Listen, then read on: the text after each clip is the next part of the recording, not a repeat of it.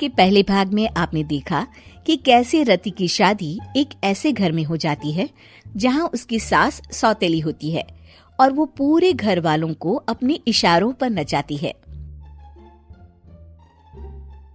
रति छत से सूखे कपड़े उतार कर ले जा रही थी कि तभी उसकी नजर लक्ष्मी पर पड़ती है, जो किसी तरह चोरी से सुनील की अलमारी खोलने की कोशिश कर रही होती है।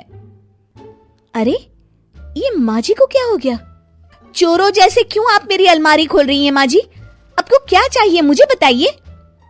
अरे वाह, क्या चाहिए मुझे बताइए। अरे मैं इस घर की मालकिन हूँ, पूरा घर मेरे इशारों पर नाचता है और तुम्हें बताऊं कि मुझे क्या चाहिए? हट यहाँ से। और वो उसे जोर से धक्का देती है। जैसे ही लक्ष्मी रति को धक्का देती है, उसके सर पर चोट लग जाती है और वो बेहोश होकर गिर जाती है। रति के आसपास पूरा परिवार खड़ा रहता है। डॉक्टर जैसे ही उसे देखकर जाता है, रति को होश आता है। अरे बेटा, तुम दूर क्यों खड़े हो? मेरे पास आओ, मैं तुम्हारी माँ हूँ, कमला। रति के मुंह से लक्ष्मी सारंग की माँ का नाम सुनती है तो हैरान सी रह जाती है। क्या बोला रति बहू? चुप कर डायन, तूने मेरे पति और बेटे का हाल बेहाल कर दिया।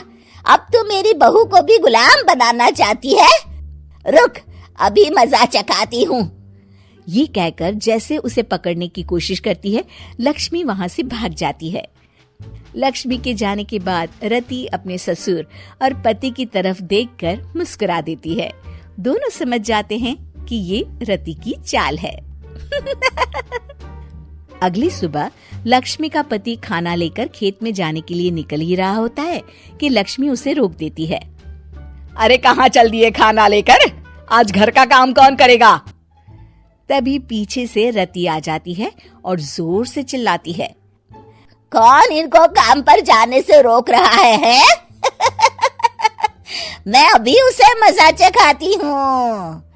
जैसे ही रति लक्ष्मी की तरफ बढ़ती है, लक्ष्मी घबरा जाती है। मैं तो मजाक कर रही थी बहन। आखिर मैं कौन होती हूँ रोकने वाली? मैं तो बस ये पूछ रही थी कि घर का काम कौन करेगा। कौन क्या? तू करेगी। चल उठा झाड़ू और शुरू हो जा। लक्ष्मी पूरे घर में झाड़ू पोछा लगा रही होती है कि अचानक सामने सारंग खड़ा हो जाता है। अच्छा माँ, मैं काम पर जा रहा हूँ। रति के मामा की फैक्ट्री है, मैं वहाँ आज से मैनेजर के तौर पर काम करूंगा। सैलरी भी अच्छी है। अरे सारंग, तुझे क्या जरूरत पड़ गई काम करने की? और बेटा तू बाहर काम करेगा तो इस बड़े से घर को मैं कैसे संभालूंगी? अभी तो पूरा काम बाकी पड़ा है। तभी वहाँ रति आ जाती है। अरे बेटा सारंग, जा, नौकरी पे जा रहा है ना, जा। और हाँ, आते वक्त घर के लिए सब्जियां ले आना।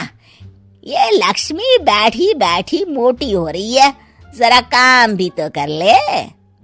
सारंग के जाने के बाद, अच्छा लक्ष्मी, सुन जरा यहाँ। लक्ष्मी अपनी बहू रति को सारंग की पहली माँ जो मर गई है वो समझकर उसके पास जाती है।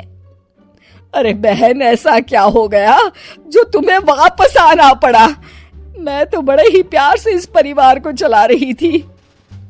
प्यार से तो मैं बहुत साल से तुझे मजा चखाना चाहती थी, लेकिन किसी औरत का शरीर मुझे नहीं मिल रहा था प्रवेश करने के लिए।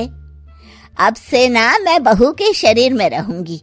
और हाँ, तूने कोई भी चालाकी दिखाई या मेरे घर के लोगों को परेशान करने की कोशिश की तो तेरा गला दबा दूंगी। लक्ष्मी रति के मुंह से ये सुनकर डर जाती है और शाम को अपने बेटे और पति के सामने जाकर कहती है, तुम दोनों मुझे माफ कर दो। मैं अब तुम दोनों को कभी परेशान नहीं करूंगी। और बहू, तुम मेरी बेटी की तरह हो, बस अब बेटी की तरह ही बनकर रहना। लक्ष्मी उन लोगों को इतना कहकर वहां से चली जाती है और उसके जाने के बाद तीनों एक दूसरे की तरफ देखकर हंस देते हैं।